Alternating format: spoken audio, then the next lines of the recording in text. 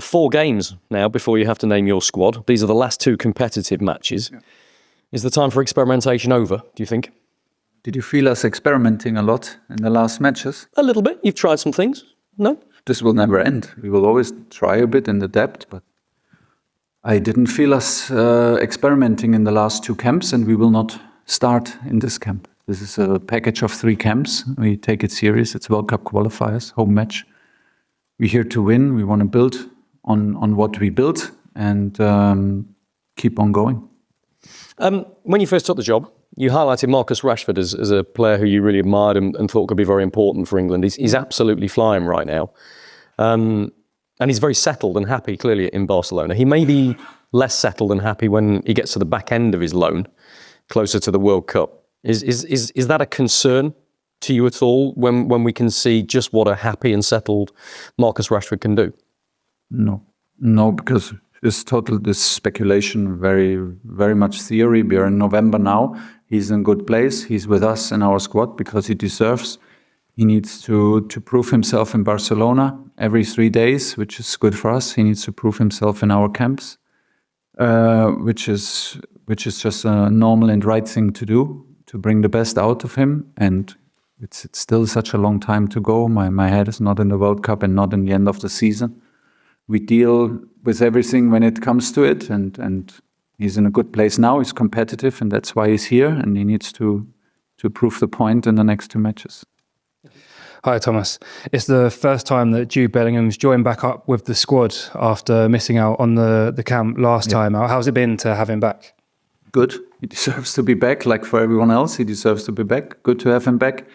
Good atmosphere in the last 2 days. Everyone is happy to be in camp. It's competitive. It's the mood is light. Everyone is happy to be in camp, and the attitude and energy on the training pitch is where we want it to be. So we have 1 more training session to go to be competitive tomorrow, and Jude is a part of it, of course. You mentioned in the squad announcement that he comes back into the squad as a number 10. Morgan Rogers has played there in the last 2 5-0 wins away from home and done well. Can they both play in the same England team? I don't know. I guess so, but not both on the same position, obviously. So rather than finding for the best players a position to just have them on the field, it's maybe better to put everyone in the best position and have a competition. So at the moment, the competition is between the 2 of them. They are friends, so it can also be a friendly competition. You don't have to be enemies, and you don't have to hate each other. They are respectful. They are friends with each other, and they fight at the moment for the same position. Can they play together? Yes, but in a different structure then maybe. And at the moment is not the moment to change our structure. Thanks. So back to Kerry Brown. Hi, Thomas. Looking ahead to the World Cup, how close are you to knowing roughly in terms of percentage your starting 11 for the systems you want to use? I know quite a lot about tomorrow, but about May and June I don't know so much, and I hold myself back of knowing too much or pretending to know too much or like be even too much focused. So much can happen. Nobody wants injuries to happen, but injuries can happen. Players can pull out, players can drop in form, other players can have form. So no, I'm very much open for the next months. So that's why I don't feel the pressure and I don't feel the urge, the World Cup urge at the moment. I just feel the excitement and the pressure for tomorrow because we want to perform. And it is, like always, it's step by step. And next step is Serbia tomorrow. You defined the role for Jude Bellingham and for Phil Foden. How's that been going? Sorry? Phil Foden, you defined a role for him in this camp. How's that been progressing? Good, but Phil and Jude, both of them had not a lot of training until yesterday, because it was the second match after intensive matches for them on Sunday. Yesterday was Tuesday, so they will be on the pitch with us again today, but for the first time for the full session and in full intensity.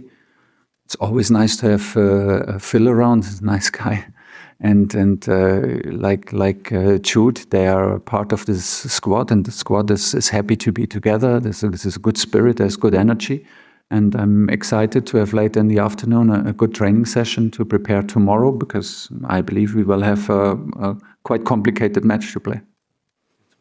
Hello, Thomas. Abdi here from BComs. Hope you're having a lovely day. I want to get your thoughts on Elliot Anderson's impressive form. Last week, Jamie Carragher said on Sky Sports that Elliot Anderson is one of the best midfielders in the Premier League. Barring injuries, how likely is Elliot to cement his spot in the World Cup next summer, and how key is he to your England midfield? Thank you. At the moment, he's a key player for us, and yeah, this is. He is at the moment one of the best midfielders in the Premier League. That's why he's with us, and that's why he starts for us, because he deserves nothing but impressive, and he has to keep on going. He's a very complete, mobile central midfielder, and that's what he shows, but it's still a long career ahead of him. It's still a long way for him. There are no guarantees, and for sure not publicly for the World Cup. And it doesn't help in November to give predictions and to give guarantees. It's about competition. It's elite football. And Elliot is at the moment an elite football player. The right attitude, the right talent, a lot of talent. And it's a good mix. And he fulfills his role in the best way possible. We're very happy with him.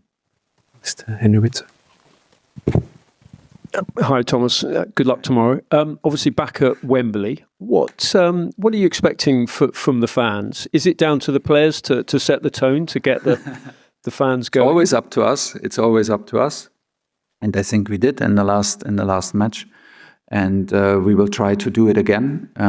I think we will face a very patriotic Serbian team with a very patriotic new coach, a coach that is used to tournament football with the Serbian under-20s. He's used to club football in a high-quality Spanish league. I think from the way he talks, when I see the lineup and the players, where they play, in which clubs they play, they compete on the highest level. I think we should not misinterpret the 5-0 as an easy match, what we did there. We should just know, and we will remind the players of the hard work and the effort that we put in to make a result like this possible.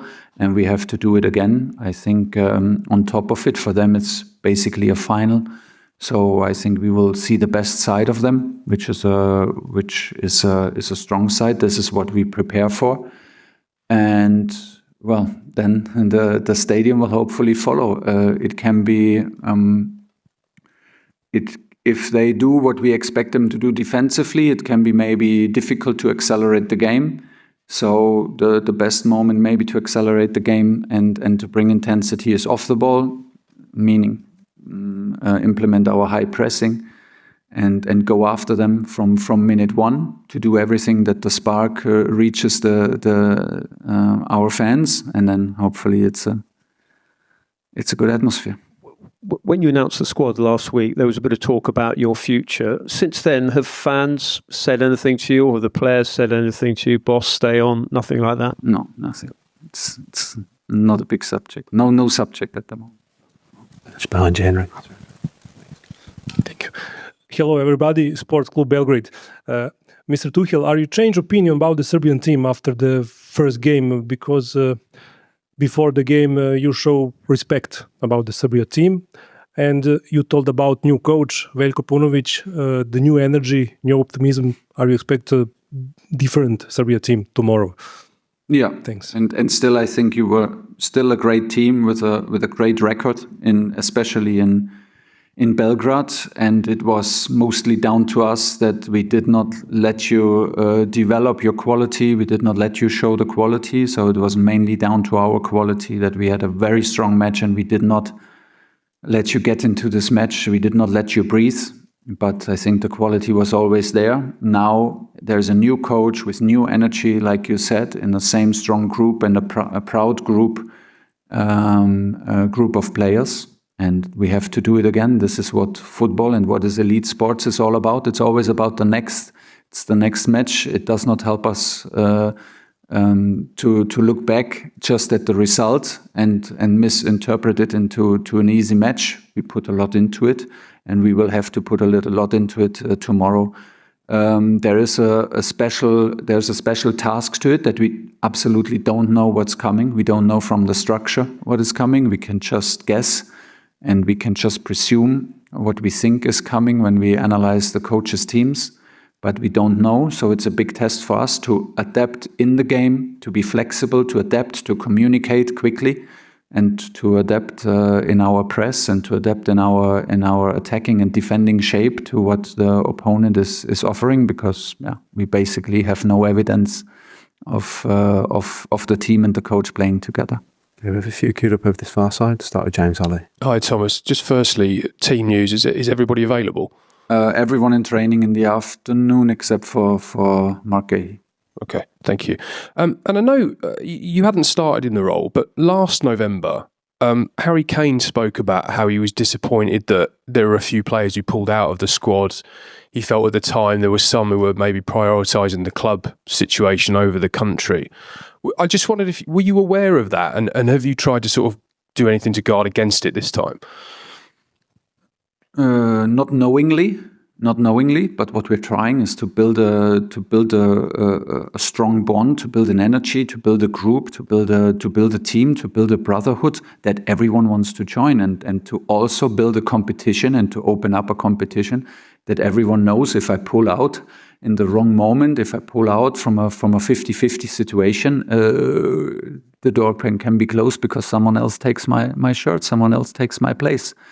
And not even as a threat, but the other way around, like that everyone is keen to come, that everyone loves to come to camp, loves to perform for the country, because it is an honor, and this is the last step of elite football, is to represent a country like England in a World Cup qualifying game or in a World Cup itself.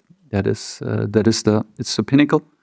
Yeah, it is, and this is how it should feel. So I think we're absolutely on the way. Everyone wanted to be part in the camps. Everyone is desperate to come. No one is giving us any signals that it's maybe a good time to rest because we're already qualified, and we will also not accept it. So it's an energy that feeds itself, and this is at the moment the place where we are. How precious is it to keep that? Very precious. Yeah. It's the key. It's the absolute key for me. Before tactics and before personnel and whatever, that is the key. Everyone loves to be in camp and loves to play for England and enjoys it. Thank you. Hi, Thomas. Just one on Marc. Are you hopeful that he might be able to feature this week at any point? And you talk about that brotherhood, is there a chance that you would keep him around the group? Marc Guehi. You know why? Because with Marc, it's very, very painful. So it's very painful, but there is no damage done, no structural damage. So it's all about the pain. And there is a possibility that from one day to the other, overnight, we have a significant improvement. So we're working realistically towards the second game. If he is not in training, let's say on Friday, and not able to train with us, here on Saturday, we will not make him travel with us. Then he gets, of course, a rest and treatment. And can stay in London. Now it's nice that also he wants to stay with us. We wanted him to stay close. He's one of the leaders. He's an important member of the team. He's an important glue in between many players, and it's nice to see that even him he tries everything to be included in the second match, and we wanted to have the opportunity, and that's why we assess him basically every day. Hi, Thomas.